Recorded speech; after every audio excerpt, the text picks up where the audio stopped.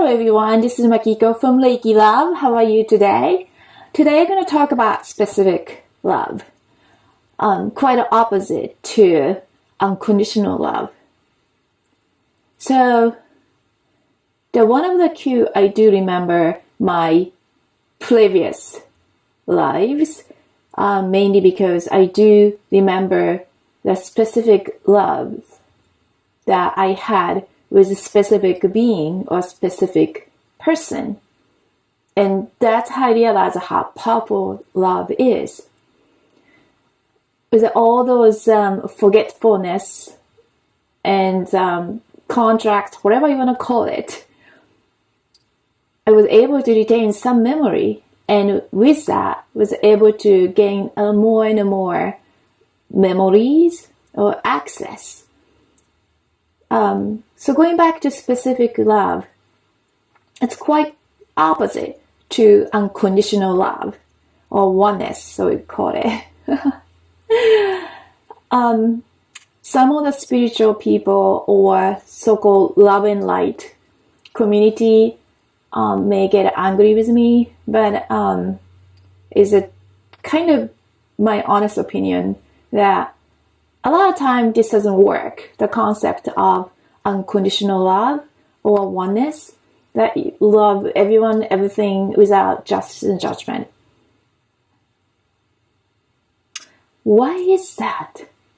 Why I always look for somebody specific or something specific, something that very special, love that only apply to this particular individual, particular being, particular thing, and nothing else that match to that energy or vibration. But to be honest, is that something we want to have if it's possible at all time? That feeling, that state of being in love, and you see nobody else, nothing else. And it doesn't matter what happened outside of your world. The world could be falling down, or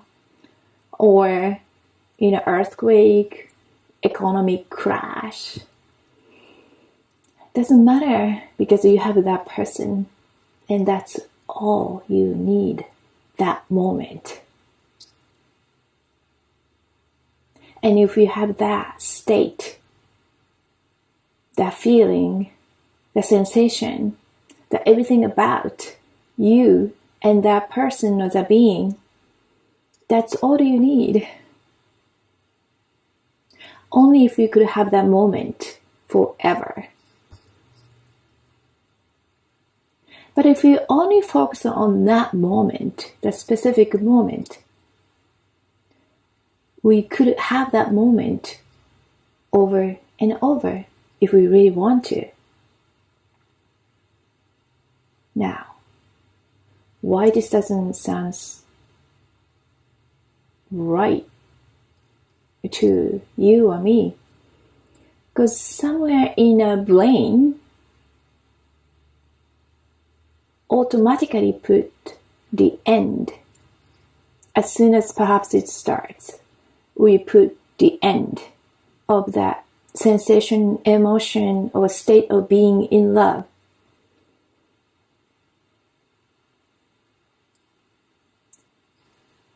So, people don't pursue it? Yes. So people even don't start to seeking? Probably not. Even if you think you want to find love, you want to find somebody you truly trust and be with this person,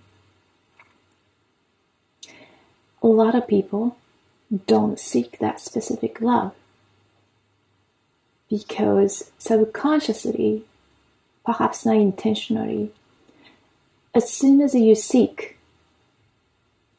your subconscious mind tells or put the end and start asking the mind, start asking questions. Look at yourself. How do you think you could find specific someone or special someone? Look at your age. Look at your status. Maybe married, divorced 100 times, or your culture you grew up with, or the situation you are in. There's a zillion things, a list, I'm sure you could generate, even with or without knowing it. So that is a block or stop. So people say, yeah, I want to fall in love again. I want to find somebody very special, and I really want to experience a specific moment together. And then people stop seeking or follow through, because somewhere, someplace in our mind, there is doubt, there is a fear, there is a block, there is a past experience, past lives, somewhat telling you to protect yourself first. Because you do remember, or you do feel, you have an emotional body, your feeling body, do remember, even you don't remember physically or fully consciously. Somewhere, someplace, you do know, you remember the feeling of betrayed, feeling of separation, aloneness after the breakup, and feeling of emptiness, the pain you went through, the horrible feeling of dense energy and a hole and rips in the heart. So many brain said, don't. If you don't have it, you're not going to experience a downside either. If you never experience it, how do you know how good it is? If you don't know how good it is, you don't need to be disappointed. There's no expectation.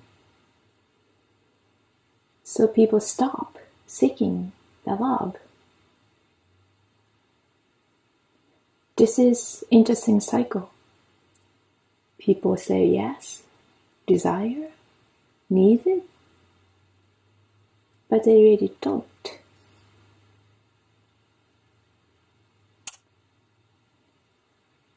So I begin to understand why people begin to say unconditional love. The love go out all direction at all time. Unlike specific love, unconditional love is continuous things, just like a sun. The sun rise, there's no cloud, the sun shines through everywhere. If you want to get it, you just need to go outside. You just receive. So that is unconditional love look like. The sun doesn't care who you are, what you are, as long as it's above the ground and no blockage. Here they are. There's a free energy. That's very much like unconditional love.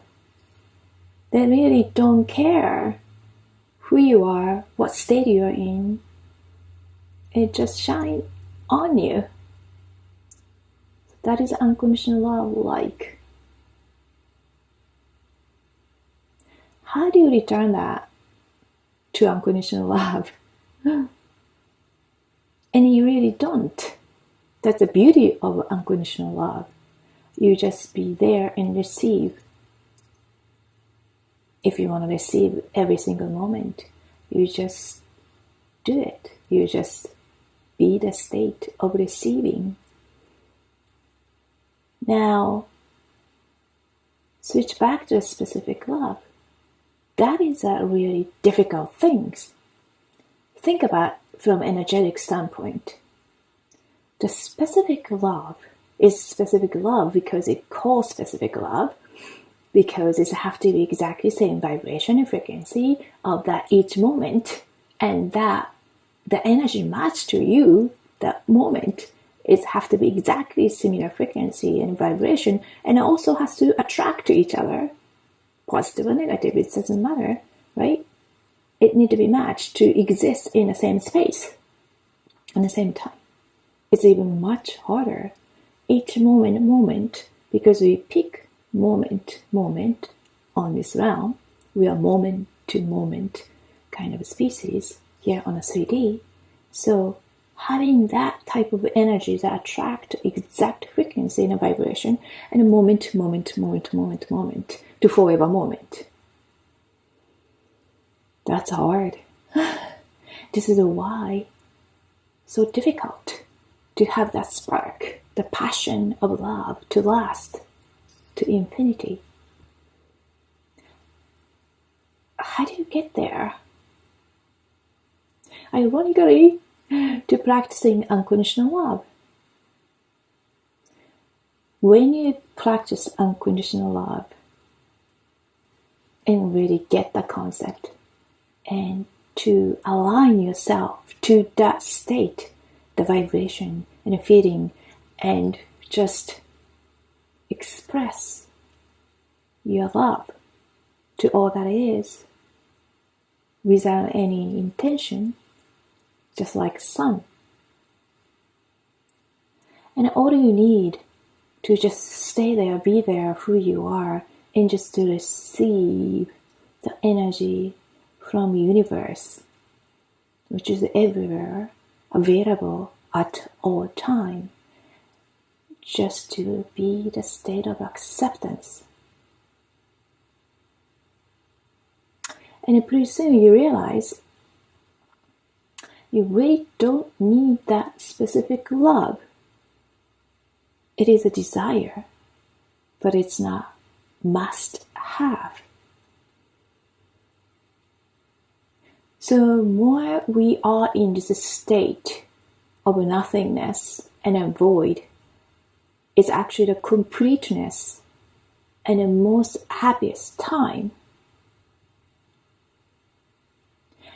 Then, only when then you seek this specific love. From that state, when you want to be with one or become one with this amazing mystical thing or being a special someone, the experience you're going to have with this specific love will amplify 10,000 times, 50,000 times, because you experience in a multidimensional way. It is an unbelievable feeling, I'm sure. And that's exactly what I'm seeking. How great is that? So I said, I seek specific love. And I don't understand unconditional love or oneness, because the way I asked the question was the other way around. Actually, I should enter from unconditional love without understanding what that is, because it exists already. The sun exists, moon exists, Mother Earth exists, tree, bush, all the animal kingdom all around us. And that emits energy unconditionally. That is a love energy, just state of being, accepting all that is, and accepting as their loves to you, and you love them, I know. And from that state of completeness and a complete void, and you start to seek this specific love of yours, and it will become so magical, because you have no expectation, because you have no time or space limit. When you find a spark, that hold that spark as long as possible, without thinking about time, without thinking about all the list of equation. Oh, I'm old, I'm married, oh, I am this and that. No, just that moment, because we are moment moment species. Just hold that moment of specific love. That's all you need to think about that time in that moment, and hold it as long as you can. And that is a magic that lasts forever. I hope you enjoy this one, and I'd love to hear your story. This is Makiko from Lake Love. I'll see you soon.